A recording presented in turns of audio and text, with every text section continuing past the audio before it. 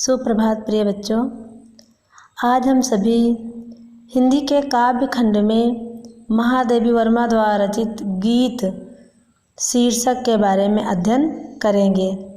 ये गीत महादेवी वर्मा के संध्या गीत काव्य संग्रह से अवतरित है। इसमें महादेवी वर्मा जी ने अपने प्राणों को संबोधित किया है कि उन्हें अपने साधना पथ पर निरंतर प्रयास करते हुए आगे बढ़ना है। हमें अपने साधना पथ से हटना नहीं है। देखिए, आइए देखते हैं हम लोग। चिर सजग आँखें उन्नीदी, आज कैसा व्यस्त बाना, जाग तुझको दूर जाना। महादेवी वर्मा जी क्या कह रही हैं?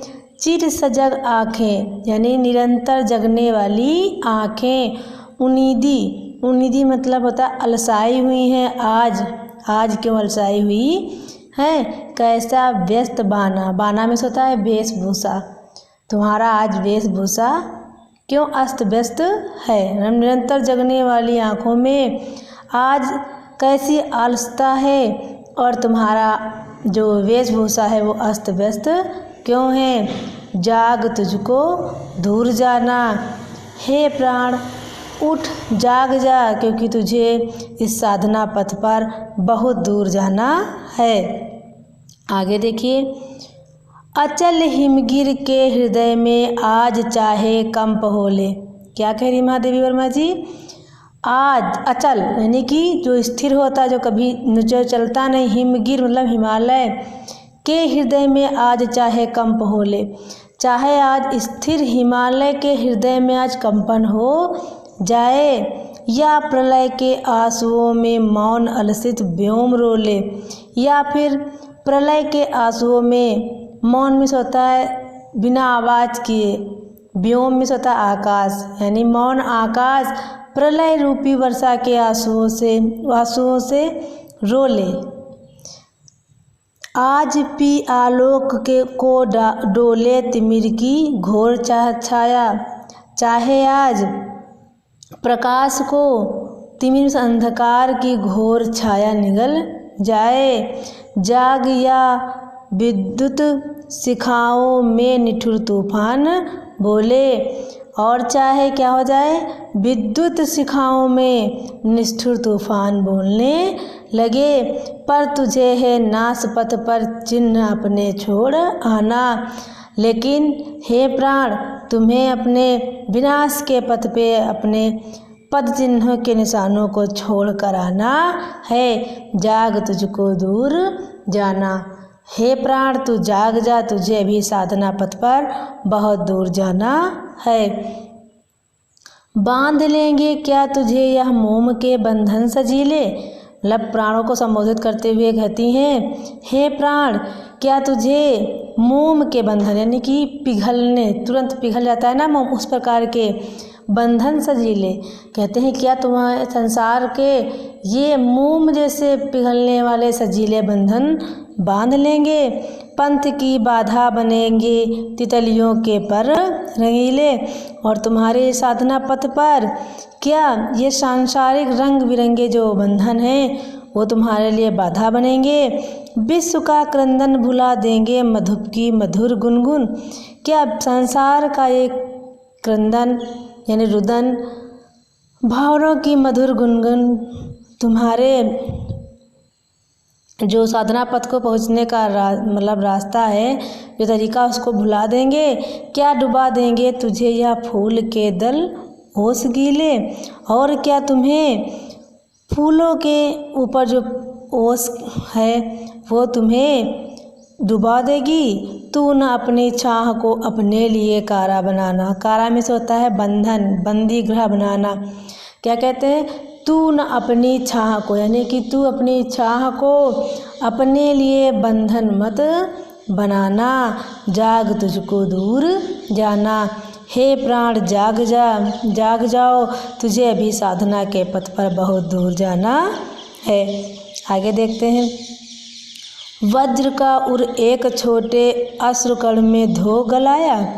क्या कहते हैं, हे प्राण से कहते हैं कि वज्रमिस कठोर उर्मिस हृदय, क्या तुम्हारा कठोर हृदय छोटे अश्रुकण में धो गला, यानी कि ये मतलब जो सगे संबंधियों के जो अश्रु होते हैं क्या तुम उसमें धो जाएगा। दे किसी जीवन सुधा दो घूंट मदिरा मांग लाया, तो कहते हैं तुम अपने जीवन सुधा को दे करके 2 घूंट मदिरा यानी किससे मांग लाए हो। सो गई आंधी मलय की बात का उपधान ले, क्या क्या कहते हैं, क्या तुम्हारे हृदय की आंधी मलय की बात का उपधान यानी कि मलय रूपी उपधान में तकिया लेकर सो गया है, यानी कि तुम्हारे हृदय में जो साधना पथ पर पहुंचने की ललक थी, जो उत्साह था, क्या वो मलय की तकिया लेकर सो गया है। विश्व का अभिशाप क्या चिर नींद बनकर पास आया, क्या विश्व का अभिशाप तुम्हारे लिए चिर यानी लंबे समय की नींद बनकर पास आ गया है। अमरता सुत चाहता क्यों मृत्यु को उर में बसाना, हे अमरता के सुत पुत्र तुम क्यों अपने हृदय में मृत्यु को बसाना चाहते हो। जाग तुझको दूर जाना, हे प्राण जाग तुझे साधना के पथ पर बहुत दूर जाना है। अगला पैराग्राफ, कहना ठंडी सांस में अब भूल वह जलती कहानी, क्या कहते हैं, जब तुम साधना के पथ में, महादेवी वर्मा जी कह रही हैं कि साधना के पथ पे चलते हुए तुम उस जलती हुई कहानी यानी कि तुम्हारे मार्ग में जितनी भी बाधाएं आई थी, जितनी भी कष्ट आते हैं, उनको तुम एक ठंडी सांस लेकर भूल मत जाओ। आग हो उर में तभी दीर्घ में सजेगा आज पानी, कहते आग उर में होता है हृदय में, हृदय में यदि आग होती है, उत्साह होता है, तभी दीर्घ में आँखों में सजेगा पानी, तभी आँखों में जो अश्रु होते हैं वो अच्छे लगते हैं।